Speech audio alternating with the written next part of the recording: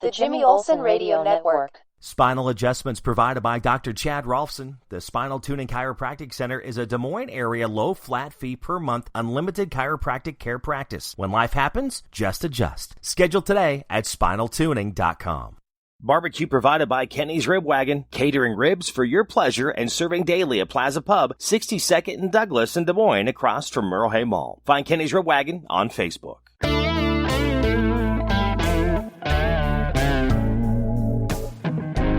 Welcome to the Gospel Road. We're going to look at Matthew 20 today. I watched the Ben Stiller version of The Secret Life of Walter Mitty. I'd never seen it yet. I've watched the original with Danny Kaye years ago, which was good, but wasn't bad. Wasn't bad.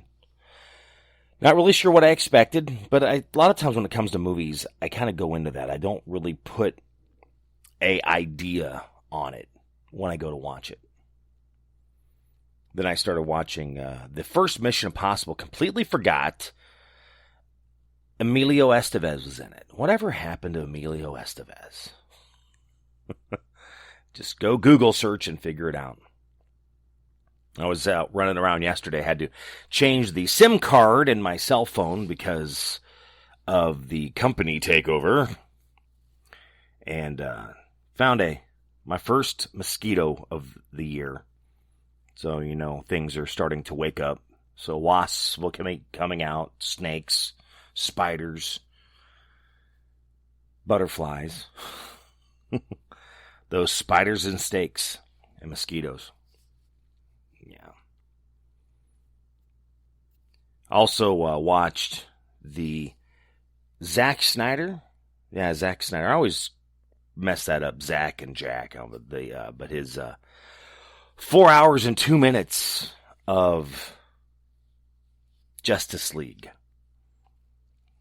I had a friend say, "Hey, have you watched it yet?" I go, "I did." And they hadn't watched it yet. And they go, "Should I watch it?" I had a bunch of people asking me. I'm like, watch it. And they're all worried about spoilers. I said, "Did you see the first one?" And they're like, "Yeah." I go, "Spoiler, you're done." But it's not bad. It was completely a different take of what he was thinking. So, if you get a chance, that might be something if you have a HBO Max, so you're able to watch that. Not really sure where I'm going with a lot of this, but, it's just, where are you during the week? What do you do during the week? Do you find yourself daydreaming like Walter Mitty? I know I do. Always have. Are you a daydream believer? As the monkeys would say. Yeah. Anyway, March 20th. Yes.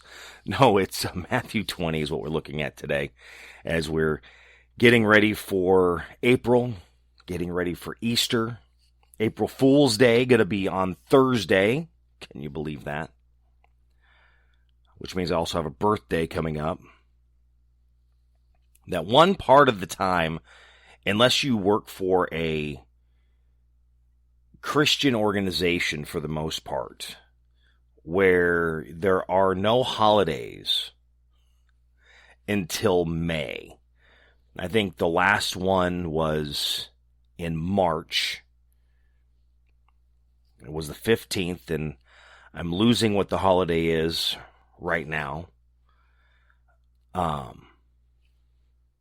But then no holidays now until Memorial Day, unless you have Good Friday, which I know a few companies that do have Good Friday off, which that means this will be a short work week for a few people. Okay, Matthew 20. It says, "For the kingdom of heaven is like a master of a house who went out early in the morning to hire laborers for his vineyard. After agreeing with the laborers for a denarii a day, he sent them into the vineyard. And going out about the third hour, he saw others standing idle in the marketplace, and said to them, 'You go into the vineyard too, and whatever is right I will give you.'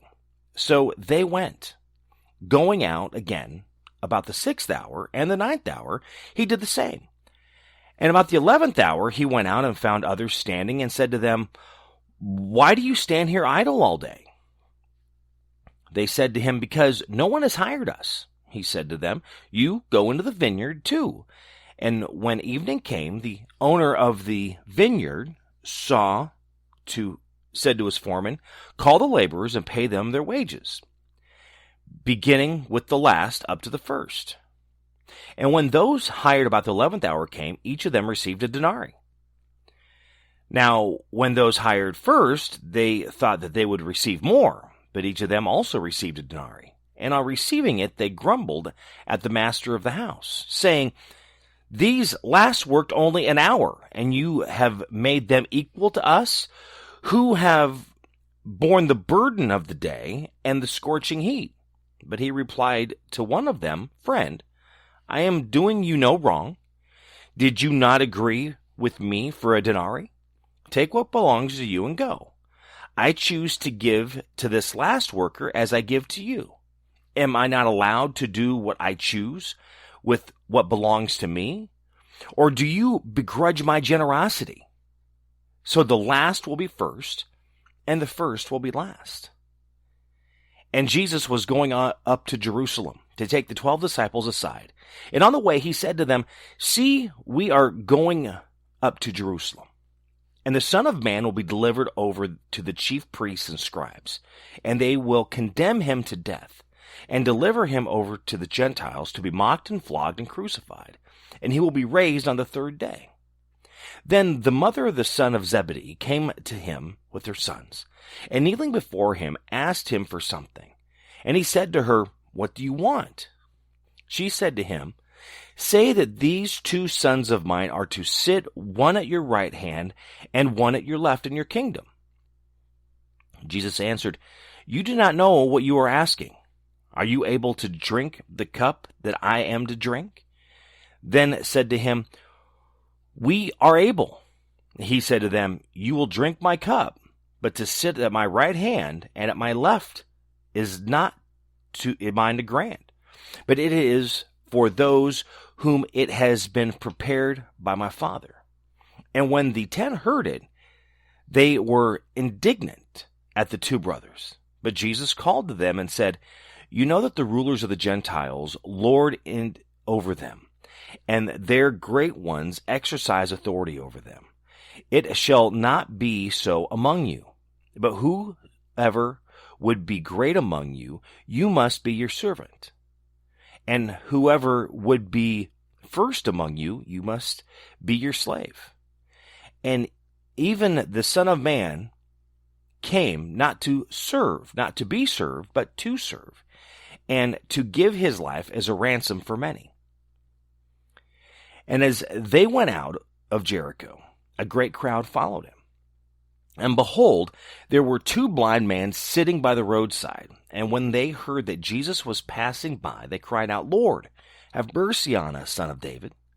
The crowd rebuked them, telling them to be silent. But they cried out all the more, "Lord, have mercy on us, Son of David." And stopping, Jesus called them and said, "What do you want me to do for you?" Then they said to him, "Lord, let our eyes be opened." And Jesus, in pity, touched their eyes, and immediately they recovered their sight and followed him. Matthew 20.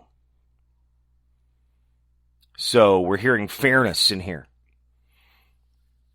Those that worked a full day, those that worked an hour, they received the exact same amount of pay. And that is darn tootin' unfair.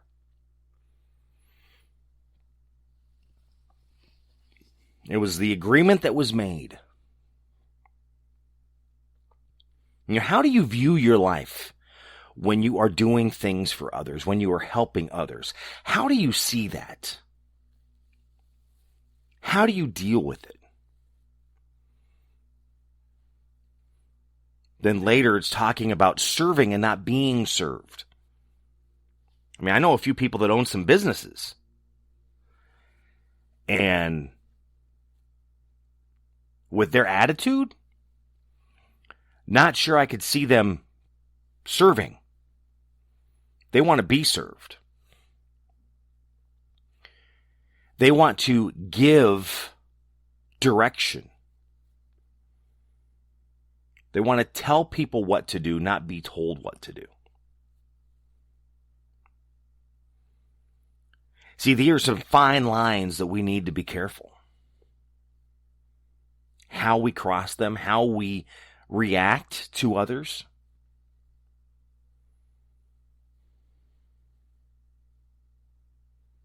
I always learn from many that I've worked for that, if you're not willing to do the job, you should not be asking anyone else to do it. You don't hand the job off because you do not like to do it. Always follows into that area, other duties is assigned.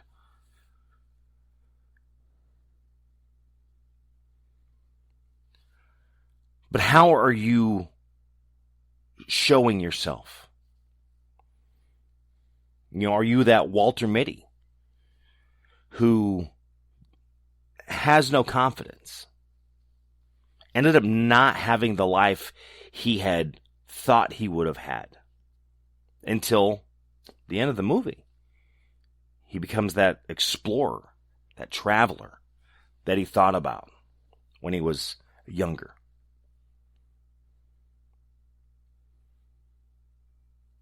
Were you the director that walked away from the movie because they were not following your ideas and you were not happy with the way it was coming out, but then came back later and said, let me put this in my way of thinking. Here was my idea from the beginning, and then re-released it.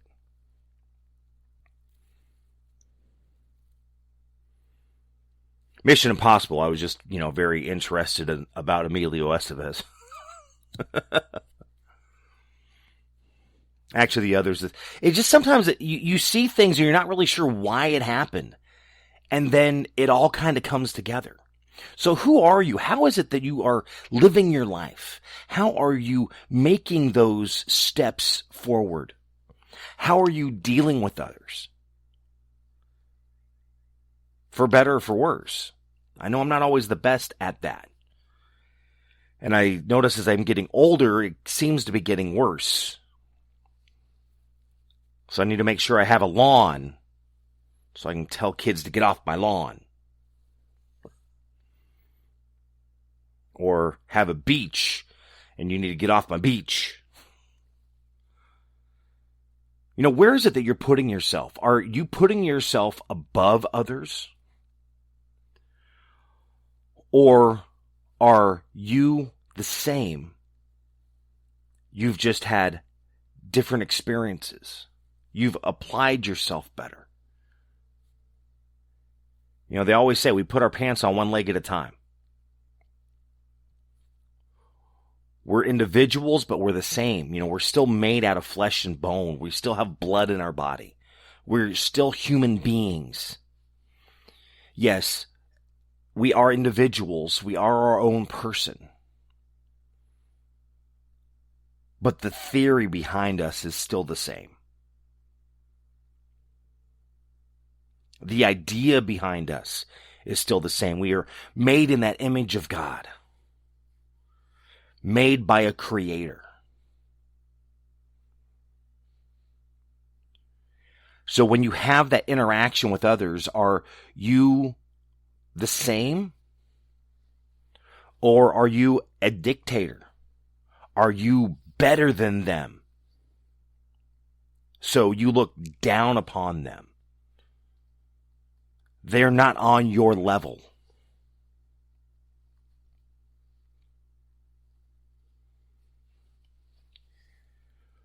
Would you be able to serve, or do you have to be served?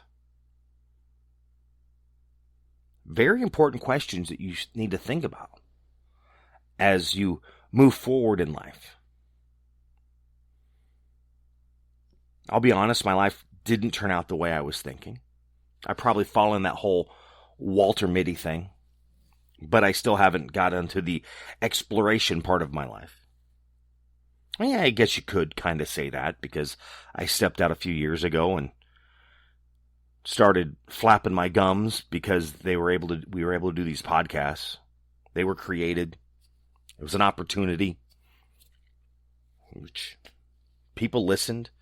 And again, I don't always do it, though, for others to listen. I do it. It's, again, my own way to kind of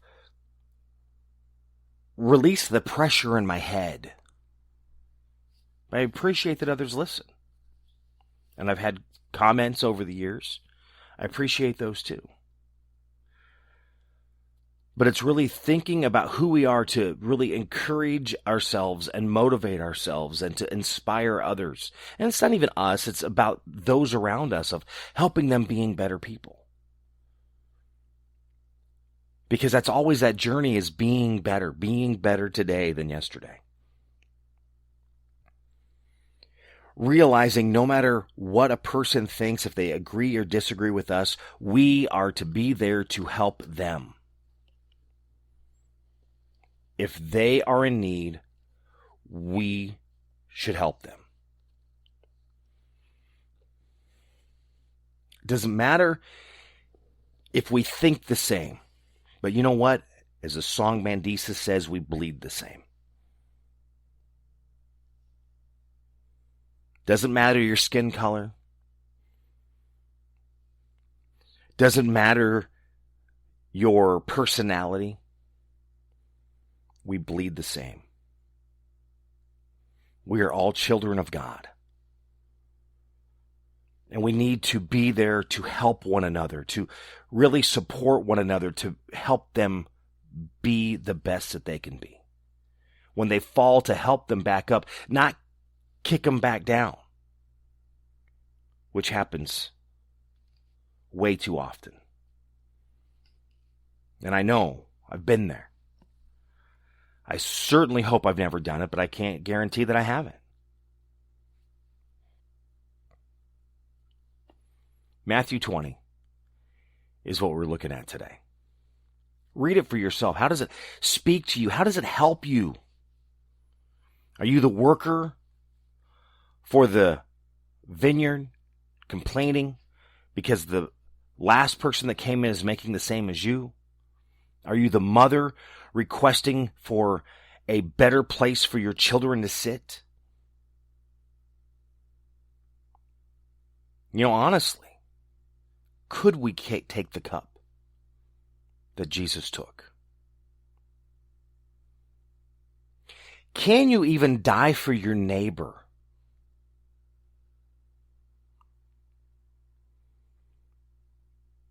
Were you the too blind man following and asking for your sight? You know, who are you? Where do you fall? Are you a daydreamer? Are you a person that takes action to get your ideas out there? That even though you walk away, you're still willing to come back and finish what you started. Sometimes it takes a while.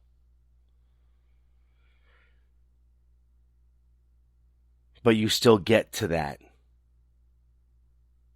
goal. You still finish your plans. Matthew 20. That is what we looked at today. And if you enjoyed this podcast, be sure to share it with others. You can do that on social media. You can follow me on Facebook and Twitter at My Buddy Jimmy, and on YouTube at My Buddy Jimmy 101. So Matthew 20, read it for yourself. How does it help you? And remember to be better today than yesterday. Be better tomorrow than today. Yeah, I've said this a few times over the last few weeks, and I used to say it a lot, and I haven't so much lately, but it's just that reminder. You know, again, not everybody believes the way I do, and that's okay. But just something to think about. You know, if you have thought about God and Christianity and being saved, you know, have thought about heaven and hell. You know, if you became a Christian and you're striving just to be that better person, to help others be better, in the end, if it was all a lie,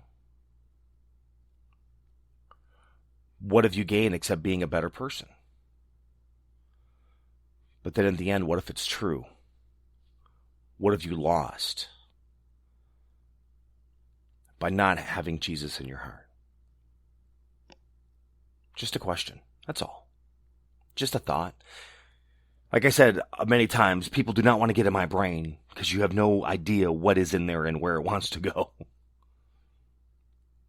Because you would wonder how I stay sane. Maybe I don't. Thank you for listening to The Gospel Road. Matthew 20, read that for yourself today.